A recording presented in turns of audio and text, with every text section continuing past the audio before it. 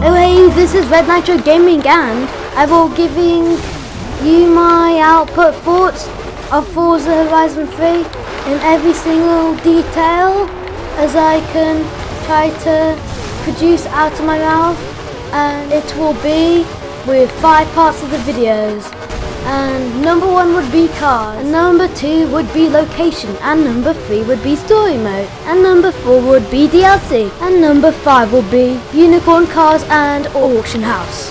And here I do the car list, and these cars are supercars, hypercars and sports cars. And for number 1 I will be doing the Ferrari F12 TDF, and the car's amazing and it deserves to be in the Forza Horizon 3 game because it has what Ferrari F12 was supposed to have, but they've made it better. And here's a photo.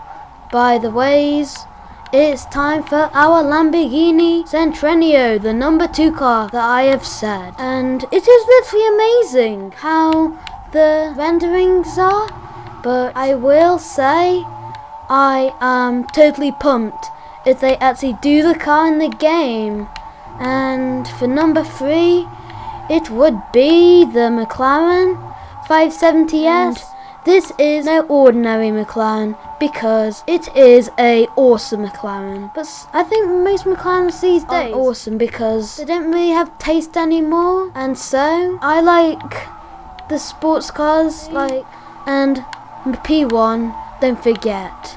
And I'm gonna do number 4, and it will be the Nissan GTR Nismo, and it looks amazing, and it is the fastest Nissan GTR to roll off the Nissan line, and that is amazing for what it is. And we're going to the Bugatti Chiron, and it's amazing in every single Bugatti way because it's meant to top off the best Bugatti ever. That is the Veyron to most people, but I prefer the new one because I just like how the aerodynamics is compared to the older one. That the front didn't look very good, like the arch. It looked a bit like, you know, a bum. I've just said that out loud, but it really did actually. And for number 6, it would be the Porsche 911 Turbo S, and it is amazing for what it is, a Porsche.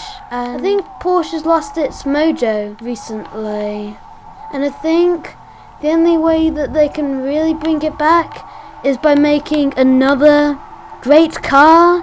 And for number 7, it is the Audi R8 V10 Plus, and it's amazing the new one is. And I hope it comes true because it's amazing in every single speedway because it can overtake at 200 plus miles an hour. And here's a photo anyways, just to show you how awesome it looks.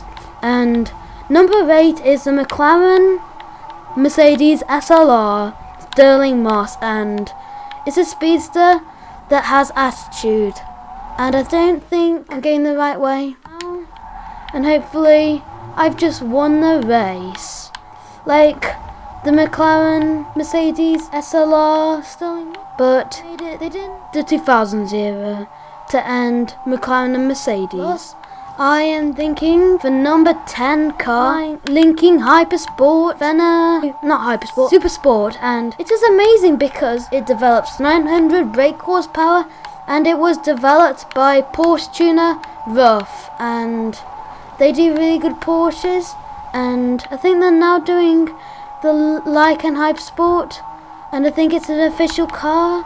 And for number 10, it is the DB10 Aston Martin James Bond Spectre car, and it is amazing literally, and there's no other way to say it apart from that. And number 11 car would be the SCC Tatara, and it is basically designed based on Hyper Fighter Jet because it is one, and oh, you drive so bad, Ford Mustang. I'm not saying it to the viewers or anything.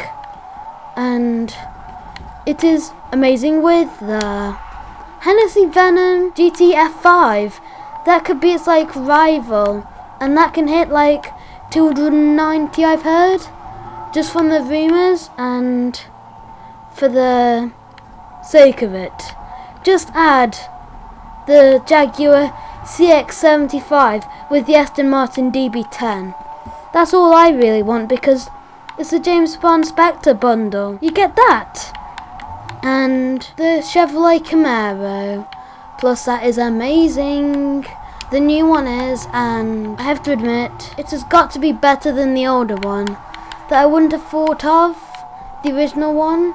But not being mean to muscle car people from the 60s.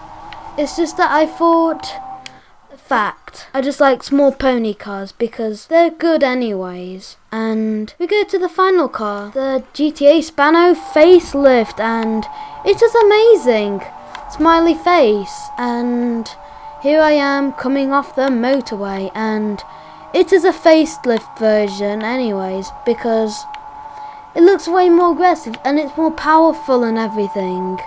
But most people will say it's not as good looking, but it is quite aggressive looking, and that is a bonus. And I will send you over to the location, and here we go with the location, and I've got both of the Ferraris, the unicorn cars, but I am amazed that I've got both of them. And for the winner of the Mazda Pringles code giveaway is Corn Linear, and I'll be discussing my Forza Horizon 3 location list, and it will obviously be for me Mount Fuji and Tokyo.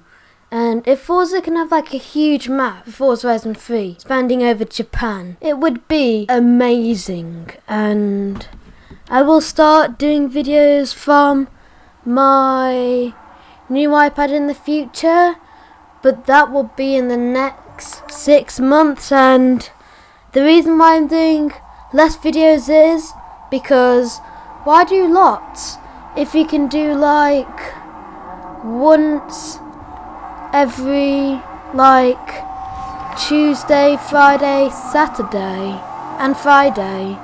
And here are the timings for Tuesday, 5 PM, and for Friday, 7 PM, and Saturday, obviously for me, it will be 7 PM, like the Friday.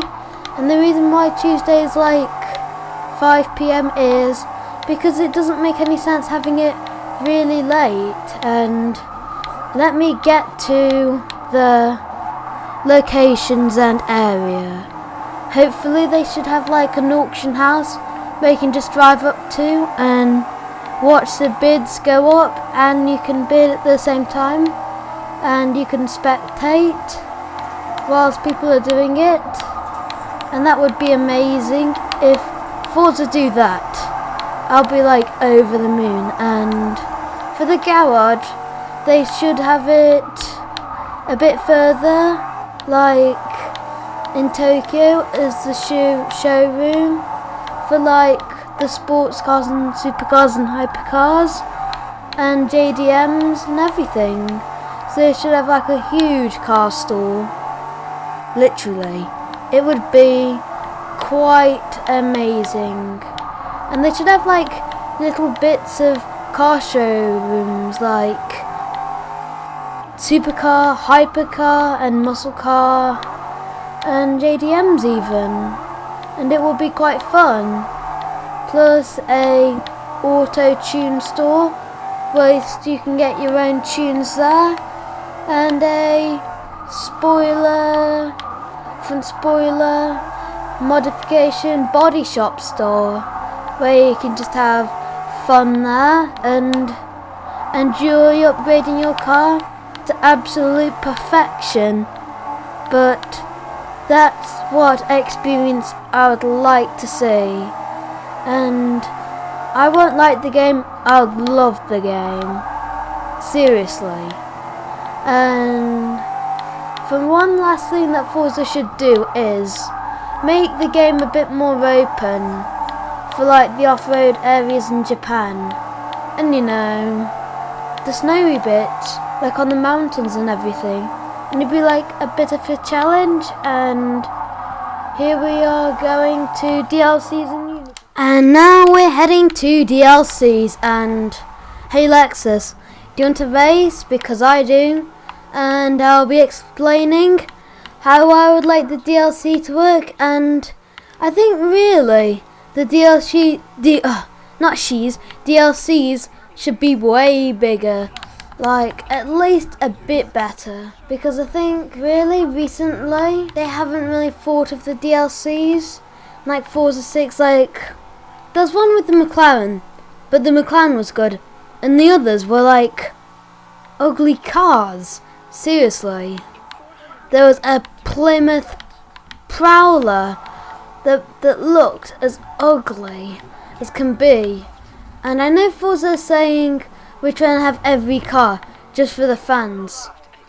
But who does this? Seriously, Forza. You need to think about your actions. Or else one day you're going to start overpricing stuff. And you're going to make the game worse. Or because I know you're trying to put lots of body kits and everything. And it takes a long time, but seriously, Forza Horizon 3 needs a lot of spoilers and splitters and everything. And that leads me to going to the auction house and this is my opinion about the auction house and the unicorn cars. And this will be a very important decision for Forza to make, and lots of people want it. And you should basically drive up to a place that has auction house on, and it's an auction house, and you should just get unicorn cars off multiplayer, and you should really earn them. Like top 25% should get the car, not like 50%. It's just too much, because everyone will get the car and it won't be fair. It's just simple. You don't do too much, but you don't do too little, and you get the balance completely right. And I think bye from Red Nitro Gaming, and please like and subscribe.